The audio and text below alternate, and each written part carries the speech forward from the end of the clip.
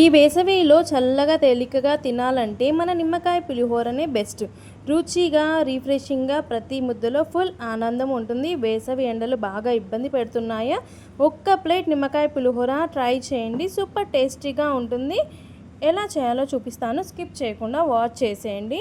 ఇక్కడ whistle cooker తీసుకున్నాను, మనం రైస్ కుక్ చేసుకుంటున్నాము. ఒక గ్లాస్ బియ్యం తీసుకుంటున్నాను, అలాగే కొంచెం పావుగా బియ్యం కూడా తీసుకొని వీటిని వాష్ చేసేస్తున్నాను. 2 టైమ్స్ మంచిగా వాష్ చేసి ఆ వాటర్ అన్నీ వంపేసేయాలన్నమాట.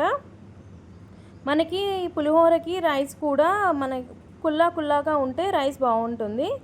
ఇప్పుడు ఒక గ్లాస్ బియ్యానికి 2 గ్లాసుల నీళ్ళు అయితే తీసుకుంటున్నాను. అలాగే పావు బియ్యం తీసుకున్నాను కాబట్టి ఆ పావుకి 2 పావుల నీళ్ళు కూడా తీసేసుకున్నాను అనమాట. ఇప్పుడు విజిల్ కుక్కర్ మూత పెట్టేసి ఒక 3 విజిల్స్ వచ్చే వరకు మనం రైస్ని ఉడకబెట్టుకోవాలన్నమాట. సూపర్ టేస్ట్గా ఉంటుంది. 3 విజిల్స్ వచ్చేసాయి, దింపేశాను. కుక్కర్ విజిల్ వెళ్ళే వరకు ఇక్కడ పోపు ఐటమ్స్ పచ్చిమిర్చి, ఎండుమిర్చి, కరివేపాకు, కొత్తిమీర, పల్లీలు, వేరుశనగ పల్లీలు, శనగపప్పు, మినపప్పు, జీలకర్ర, ఆవాలు, ఆయిల్ ఇంగ్రీడియంట్స్. ఇప్పుడు మనకి రైస్ కుక్కర్ కూడా విజిల్ వెళ్ళిపోయింది. ఎప్పుడు కానీ రైస్ విజిల్ వెళ్ళిన తర్వాతనే మనం ఓపెన్ చేయాలి, లేకపోతే బస్ట్ అవుతుంది. ఇలా ఓపెన్ చేసిన తర్వాత ఒక ప్లేట్లోకి రైస్ని మొత్తం వేసేయాలన్నమాట. పులిహోర చేసేటప్పుడు మనకి అన్నం మొత్తం చల్లారిపోయి ఉండాలి. అలా చల్లారిపోతేనే మనకి పులిహోర టేస్ట్గా ఉంటుందన్నమాట. వేడిగా ఉంటే బాగోదు. ఇలా అన్నం ప్లేట్ మొత్తం ఇట్లా పరిచిన తర్వాత ఫ్యాన్ కింద పెట్టేసి చల్లారిపోతుంది. ఇప్పుడు పోపు కోసం స్టవ్ వెలిగించి కడాయి పెట్టాను. ఇక్కడ పోపు కోసం తగినంత ఆయిల్ కూడా తీసేసుకున్నాను. 1 టేబుల్ స్పూన్ ఆవాలు, అలాగే 1 టేబుల్ స్పూన్ జీలకర్ర. ఇవి కొంచెం చిటపటలాడిన తర్వాత 3 టేబుల్ స్పూన్ల శనగపప్పు, అలాగే 3 టేబుల్ స్పూన్ల మినపప్పు యాడ్ చేసుకోవాలి. ఏ పులిహోర అయినా సరే కానీ మనకి పోపు ఉంటేనే చాలా కలర్ఫుల్గా కనిపిస్తుంది. ఇప్పుడు ఒక 3 టేబుల్ స్పూన్ల పల్లీలు కూడా వేసి ఇవి వేయించేసుకోవాలి. ఇవి మంచిగా వేయించిన తర్వాత దీంట్లో సన్నగా పొడవుగా ఈ సైజులో కట్ చేసుకున్న ఒక 3 పచ్చిమిర్చి అయితే వేసుకోవాలి.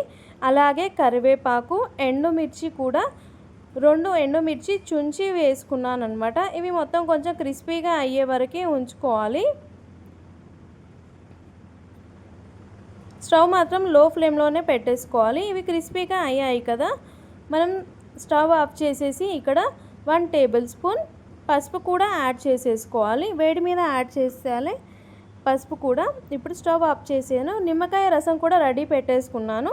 3 నిమ్మకాయలు మంచిగా నలిచి రసం పిండుకొని పక్కన పెట్టేసుకున్నాను. ఇప్పుడు మనకి రైస్ కూడా చల్లారిపోయింది.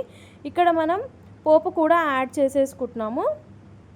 పోపు యాడ్ చేసుకున్న తర్వాత మనం లెమన్ జ్యూస్ ఒక బౌల్లో కటోరాలు తీసి పెట్టుకున్నాం కదా, ఆ లెమన్ జ్యూస్ కూడా ఇక్కడ యాడ్ చేసేసుకోవాలి.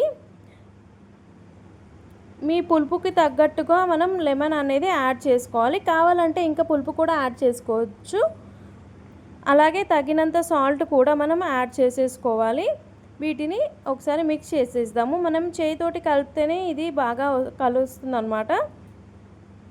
ఎంతో టేస్టీ అయిన రుచికరమైన లెమన్ రైస్ అయితే రెడీ అయిపోతుంది.